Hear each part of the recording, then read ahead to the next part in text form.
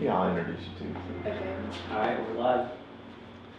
All right, so today what we wanted to do was just go over metering with a couple different meters that we have, and we're just going to shoot a couple rolls with beautiful Hannah here. Hey. Just to kind of, we get so many questions on like how to meter and how to kind of shoot. I get not really shoot, but like how you technically, like for new people. So we're just going to kind of dive into it. I'm going to show you all the meters, and we're going to shoot some film and just have fun. So I'm going to walk over here and talk about what we're going to do. So first things first, let's talk about the meters. We're gonna just start with metering. So this is a very popular Sekonic L358, which I am not sure if you can still. I'm sure you can still get it somewhere on the internet.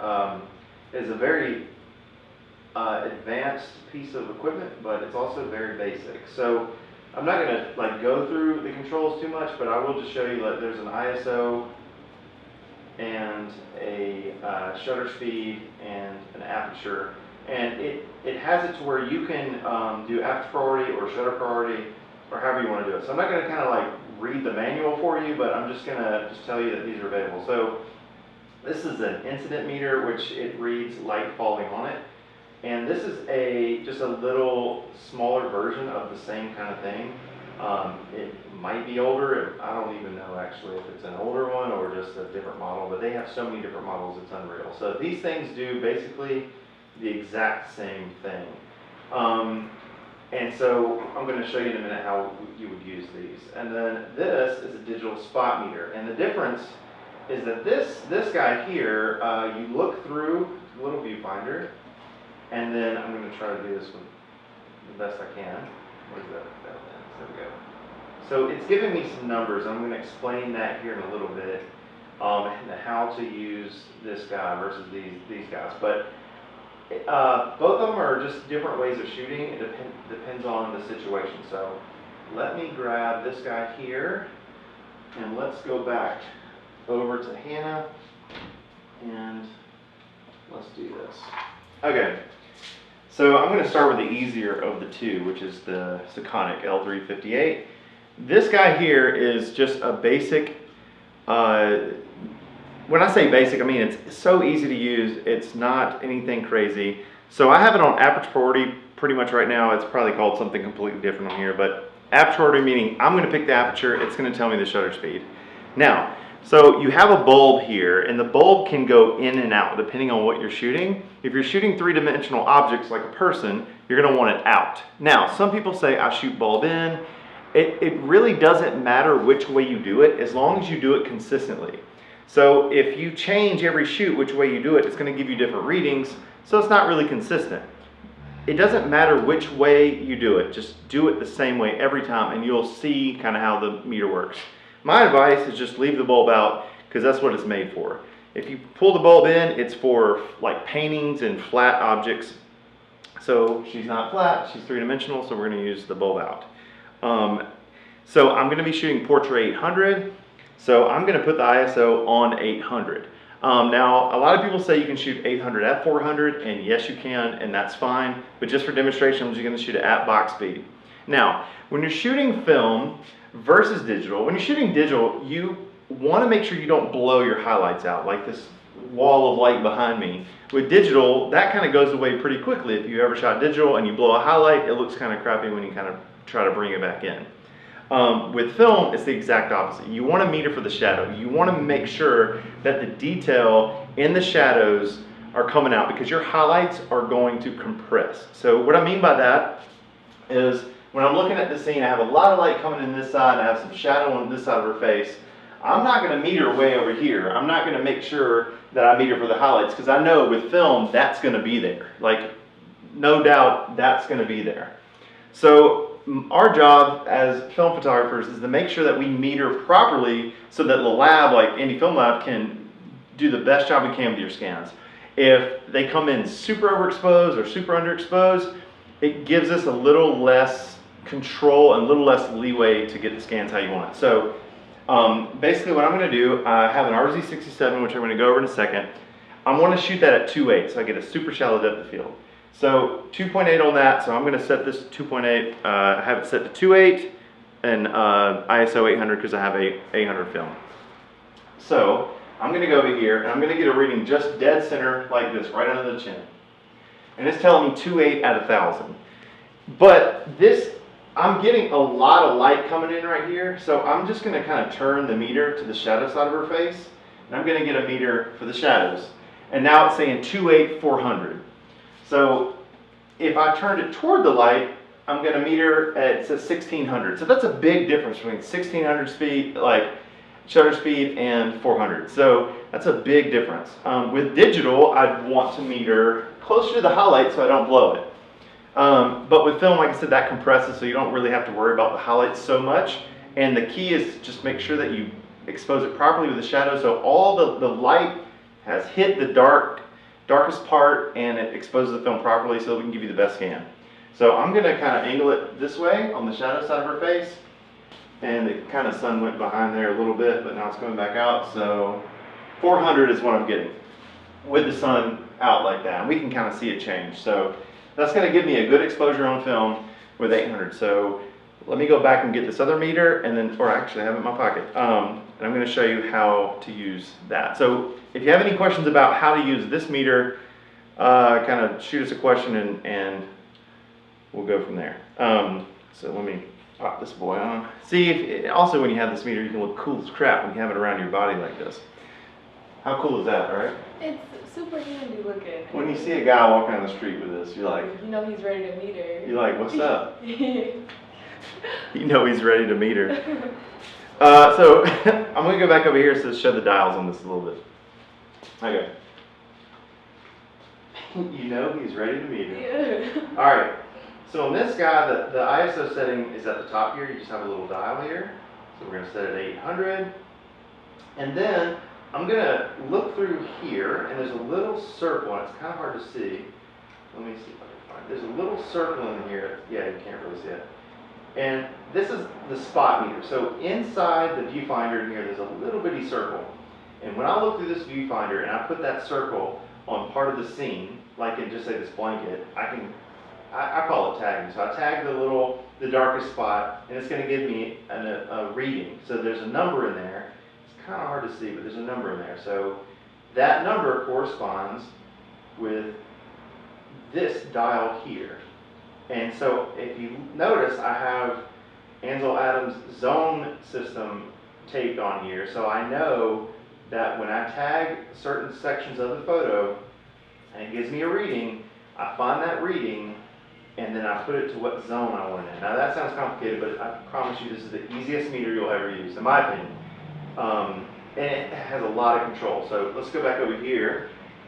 All right, so what I'm going to do is, looking at the scene, I want to meter the white on her dress, I want to meter the white wall, and I'm only doing that to see where it falls. I'm not too worried about where the white's going to fall, but I'm just curious like where that's going to fall in the whole zone system.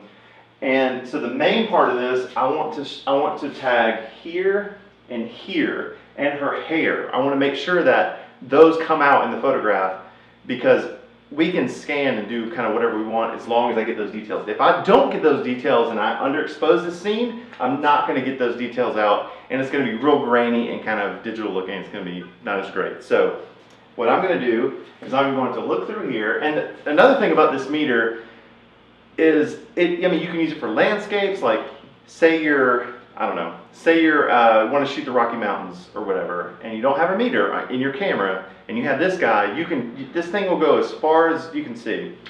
This thing, I wouldn't be able to like walk over to the mountain and get it, so that's one good thing about this. It's reflecting, it's getting a reading based on reflection.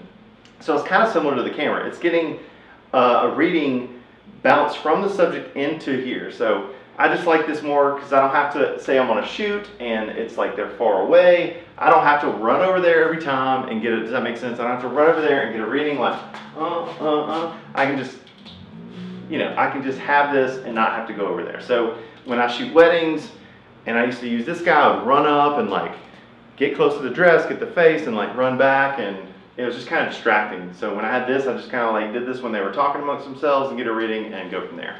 So that's another plus about this meter. So what I'm going to do is I'm going to look through here, and I'm going to get a reading on her hair. And I'm going to zoom and get the white wall. So the reading on her hair back here and her shoulder, the hair is giving me a 6. All right, so let's go back over here and I'll show you what that means, or how we use that. So it gave me a 6. So the 6 on this dial, the evaluation, it said 6, which is that number there. So where on this scale do I want her hair to fall? Do I want her hair to be white? Nope. Do I want her hair to be pitch black? No. I need her hair to fall into the scale here where it comes out properly in the film. And where does that come out properly in C41 film? I'm going to put the 6 kind of higher up, so I want to make sure that exposes properly. So I'm going to say 3 to 4. Now, medium gray is 5. So if I shot a gray card, you can just put it dead center and it's going to give you the reading. So her hair is really dark over there, but I still want to make sure it shows up in the photo. So I'm going to go to 3. I'm going to leave it about right here. Now, when I tag the wall, see, I can do it from here. I'll just do it real quick. When I tagged the wall, it gave me 12. Well, notice where 12's at. 10, 11, 12 is way over here, which is completely fine. So I would say this is a great reading. So again, I'm going to, just for the heck of it, I'm going to tag the front part of her dress is still 12. I'm going to do her, the skin right below her chin, her neck area, and it's an 8. And so 6 is her hair, 8 is middle. So this is going to be a great exposure for this. And when in doubt, overexpose. So if you're not sure where to make it fall, just kind of make it a little bit brighter. So I'm going to keep it about right here. So we got 2.8, 250. Now this meter gave me 400 earlier, if you remember, right? So I'm going to go off this because I know this more. Like I know that this is going to give me a better reading for film, which this is fine. I would just, if you're going to shoot this, I would probably, if I got both of these, I'm going to lean toward the overexposure. So, and this might actually tell me I'm overexposing a little bit more. So here, but just, there's no, like on the RZ, there is a 400 which I could use, but I kind of want to do a 250 to make sure that I get this right. So how this works is here's your shutter speed, here's your aperture. So once I set up the settings, I know that 2.8 at 250, 800. So that's how that works. If I wanted to shoot, and I don't have to turn any dials to find out if I wanted to use 5.6, F4, so all the settings kind of match. Is that, any questions on that so far? Not so far. Are there some meters that do both, right? That will do the incident meter and the one that you can look through? There is. There's a version of the Sekonic. Well, let me rephrase that. There's a version of the Sekonic that does have a spot meter built in. It has a little thing here and a little thing here, like an eyepiece on the side. This does not have it. I did have that did have that meter, and I gave it away. Actually, I let someone have it. But it doesn't do it the exact same way as this guy. Oops. It doesn't do it the exact same way as this guy.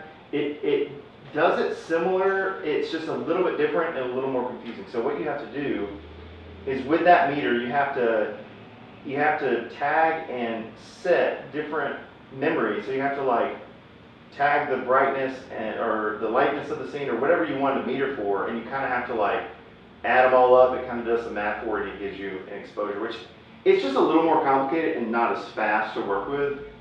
This one is really fast to work with. So I know 250, 2.8 is going to give me a great reading. So now I'm just going to be done with that. But the problem is we're working with natural light. So it just got a little more dim in here. So I'm going to have to do this again. Just to give me, it's not too much off though. It's going to be fine. Do you ever bracket when you shoot? I don't. I mean, I think bracketing is really good when if you have time. If you're working with like a landscape scene and you really want, you can, but film has such good latitude. As long as you hit it with enough light, you're going to be fine. If you're working with E6 film, I would suggest maybe if you're working with E6 film, I would suggest maybe bracketing if you know, if you didn't feel, you know, comfortable with it. But for C41 film in black and white, I just never did. It may be good practice, I just never did. Go on, move on. All right, so got Porsche 800 here. We're just gonna load a roll and get to shooting. So let's talk about loading film real quick. Just good practices. So good practice will be to load your film properly. I know that sounds silly, but if you load your film properly, the machines can do what they need to do properly. If you misload your film, like I'll show you like in a minute how this works. If you misload your film, there might be errors later on and you might lose a frame. So let's be careful when loading your film. So today we're going to work with the RZ67, which is a medium format camera. It's a 6.7 format, which is a large format of the medium format, if that makes sense. In medium format, there's different versions: 645, 6.6, 6.7, 6.9. This is a 6.7 camera. You get 10 shots per roll, and it's a beast. This thing is really heavy, and but it's a really killer camera. Super sharp. Today we're shooting with a 110 2.8, which is equivalent to like a 50, I would say maybe 51.8, 51.4, something like that, on 35 millimeter. So what we're going to do is we're going to load the film. Now, with medium format, if you're not really familiar with medium format, this camera specifically is kind of modular. So you have backs that you can buy multiple backs for these guys. You can buy different prisms for these guys. You can buy, I mean, they come apart and you can kind of piece them together how you want, depending on how you work. So you can actually take this thing off completely. It's pretty cool.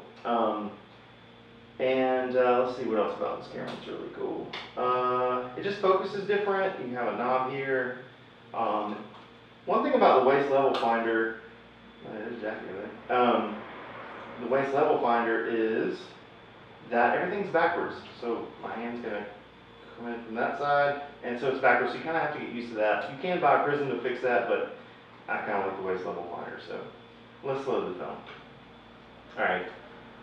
So when you first open your camera after shooting a roll, your reel will be on, your take-up spool will be on this side, so you have to switch sides with it, make sure it locks in really well. So that's going to clip down in here, and it's going to, here, I'll do that again so you can see. So that little guy will lock onto that guy. So first you want to kind of make sure it locks on the top, and hear it click. Second thing you want to do is make sure that you get all this paper off here. Sometimes, like on an older roll, it'll stick. I just kind of make sure I scrape all that. What's that? Just turn the mic. What's that? I just turned Oh, the okay, mic. gotcha. Okay. So here's how we're gonna do this. This camera here, you want to click it in the top, make sure it locks in really good there, and then same thing, make sure it clicks. So make sure that's in there really good. And then this camera is going to roll around the back,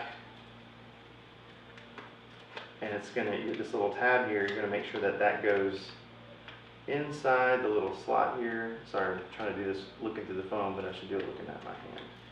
And then once you get the tab through there, you turn it, and make sure it grabs. So don't turn too much, wait till you get around here.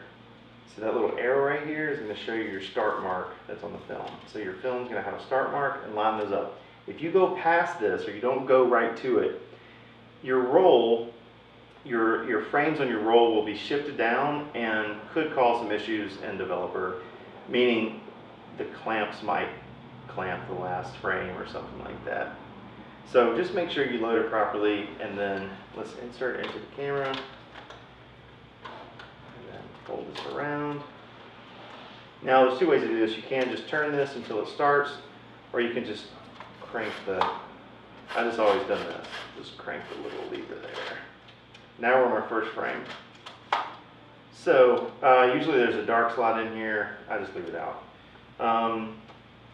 Turn it on, and we're gonna get to shooting. Before you move on, Yes. further, what's the name, the model number of the meter, or the model of that meter? Which meter? This That one. one. Mm-hmm. So this is a Pentax digital spot meter. They made a few different versions of this. One is a little lighter in color and it looks a little different. I'm assuming it does the same thing. But this is the Pentax digital spot meter, and it's been my favorite meter so far because of all the things I've said earlier. Any other questions about? All right, so 2.8, 2/50th of a second, and I have 800 speed filming here, so we're just gonna get to shooting. So the first thing, first thing we're gonna do is I'm just gonna get her comfortable with the camera. So I'm gonna just, and I probably shouldn't even have the camera in my hand. I probably should just hang out with her for a minute, but we're already tight. We're already good friends. So Hannah here actually is a Frontier scanner. So if you get Frontier scans, she's touched your film, so that's pretty cool. She just happens to be a model.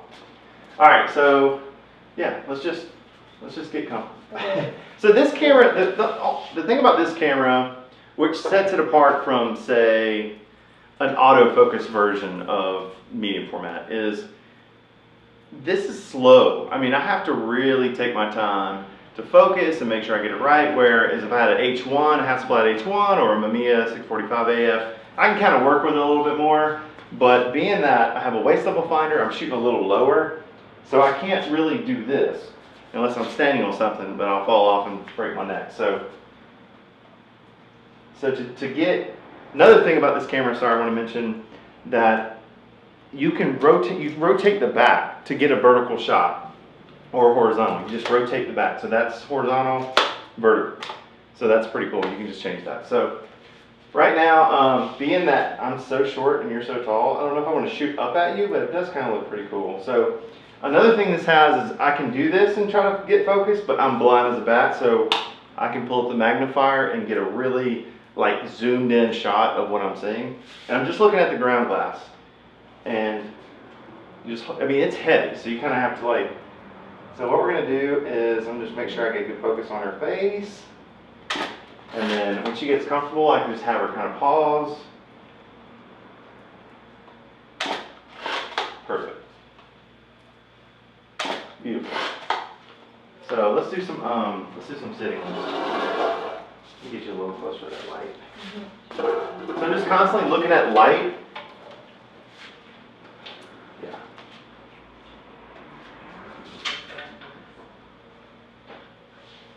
That was yours. Oh yeah, freeze. Beautiful. Yeah, looking off camera, like about right over here. Lower your chin a little bit. I like how you were leaned in. Lean into me. Yeah. Let your hair fall. Let some of your, yeah. Other side too. Yeah. I'm looking about right here where my hand is. Yeah. And I'm gonna, yeah. Beautiful. Don't move. 1, 2, 3.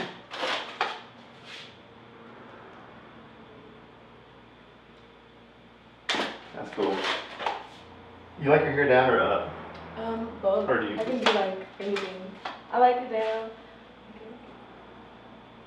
So what's weird is when I'm looking through here, it's exact opposite of this. Like she's shifting. So I like when I move this way, it's like weird. So, but once you get used to it, it's really easy. It just takes a little bit of time to kind of, yeah, get used to it. Oh, that's really pretty. Yeah, let it fall.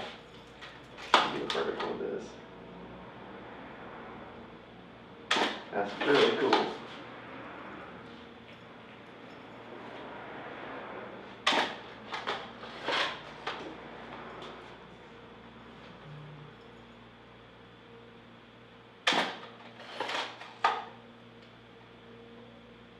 Last one on this roll. 1, 2, 3. Beautiful. All right, so when you're done, I just kind of, you can turn this and get it done, or you can just, I just use the lever. And make sure it's all the way out. Oops, oh, there you go, sorry. So just want to make sure it's all the way out. And we're going to unload this bad boy, so I'll just... I don't have video from there right now. Oh, you don't? Oh. Let's see. Refresh? Okay. Nope, not refresh. You don't work on that. You go to this camera? Yeah, this is down this. All right. So, make sure it's all out. There's these little tabs here. Can you even see this, or is this? What's that? I'm just turning your mic down a little bit. Oh. So there's little tabs that you pull out and then open it up, push the little button, get that guy out of there. Let's see here. And I always fold the little tab under so it's easy for our folks to take that out. And just lick a little bit, lock it in place, make sure it's good and tight.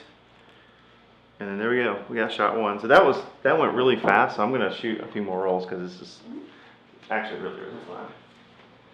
Okay, so let's load another roll. Any questions so far about all this?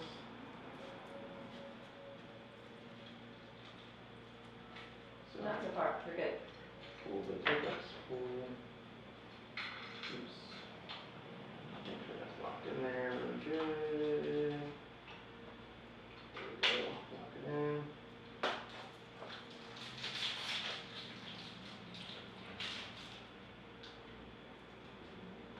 And you know, some people shoot with music. I mean, I don't really do that. Really? Yeah, I don't know. I've never have. It just, I'm so distracted. I'll be like singing a song and forget what I'm Yeah. doing. I'm like the opposite. Cause I can't shoot without music. Well, maybe if I had like autofocus 35 camera, I could just like kind of dance with you and then shoot. But like, now this thing ain't that good. You don't play Trust Company for your. Yeah, I don't play that. People be like, hey, can you turn off this garbage? Alright, so make sure that's straight, locked in, close the tabs on these guys. With that camera in that position, the one that you're using to show us how you're loaded, can you show us through the ground glass at Hannah? Oh, Is it yeah. possible? Can we see through there to her? Yeah. If you,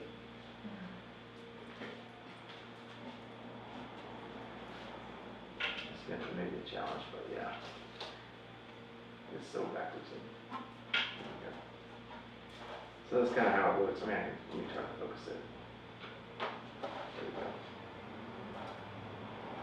So that's what I'm seeing. It's all crooked. It's so hard when it's backwards and doing it through a phone. There we go. So yeah, that's kind of what I'm seeing. Yeah, and it's gonna look really, I think it's gonna be nice. It's good lighting in here. So just triple check, I'm going to, yeah, about the same. I can get a little closer and make sure I'm getting that side. 7, yeah. 280, 250, hasn't changed. And I've overexposed it enough to where if the sun does go behind the cloud, we're still good. All right, 2.8. 2.8 is great. All right, let's do it. Okay. We're gonna get like really tight to the camera, like really close. Mm.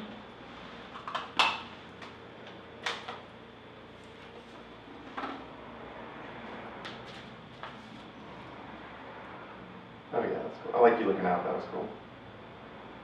Just want chin down just a little bit, and a little lower. Yeah, looking right out. Right out. Yeah, 1, 2. Go.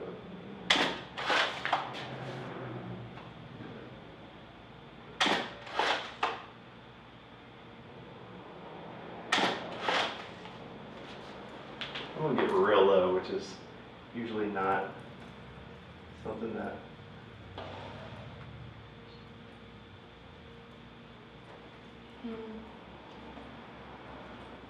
Thinking about that. That's all good. Yeah, you're good.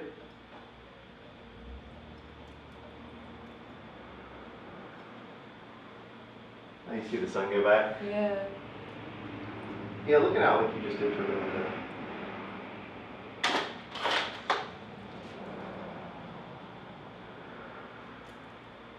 And so what I'm trying to do is I'm trying not to get this, the edge, and I'm not trying to get that. I just want like just white.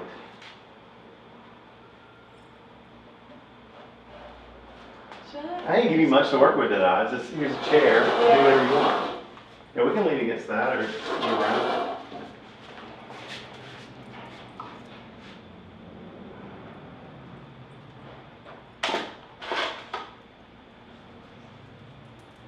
The one thing cool about like her moving is once I'm set and I have a focus in that general, I mean it's 2.8, it's gonna be shallow, especially with this camera. but some movement will be nice at 250. I mean, I'll freeze you a little bit, but maybe your hair might have some movement to it. Yeah. So I'm gonna get set, and you just do whatever you want to. Okay. It's so fun. Okay, give me two. Are you good?